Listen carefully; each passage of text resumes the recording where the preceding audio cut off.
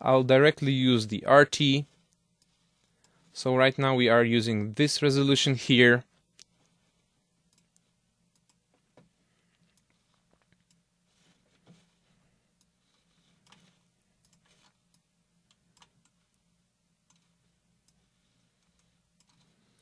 So if we take a look at the number here, we see that we are rendering currently at about 400,000 pads per second. So again, I'll just switch to my GPU solution. Obviously, in the final version of V-Ray RT, it will be simply a drop-down menu. Okay, so instead of having a number of 450, we are running at over 10,000 here. So as you can see, the feedback is a lot faster.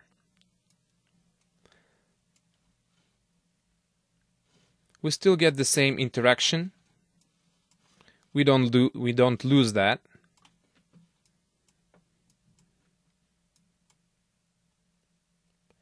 And you can see how easily you can use the V-Ray line of products to seamlessly switch between the production renderer, the RT, and the RT running on GPUs. So, as I said, we are not restricted by the resolution. So what I'll go and do now is I'll increase my resolution to something like this. And I'll re-render the same scene. So right now we are using the GPUs.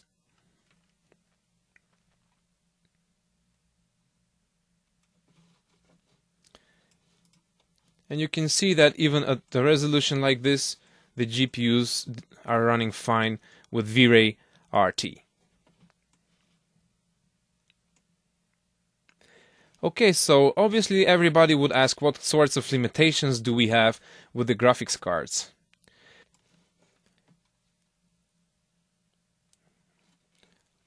So the limitations that we are running into are in one way or another restricted by the amount of graphics board memory that you would have installed. So in general, one wouldn't think that they would be able to render a scene on a computer that has, for example, 20 gigabytes of memory. They wouldn't expect to render the same stuff on a graphics board that has only 1.5 gigabytes of memory. And because at this point we cannot swap in and out data from the graphics cards to the hard disk and vice versa, the moment we hit the memory limit, that's when we actually stop the rendering process. And that's a limitation in terms of the amount of polygons you can squeeze in, as well as the amount of textures and the size of textures one can use with the V-Ray RT running on GPUs. But this is not a limitation of V-Ray RT, it is a limitation of the graphics boards.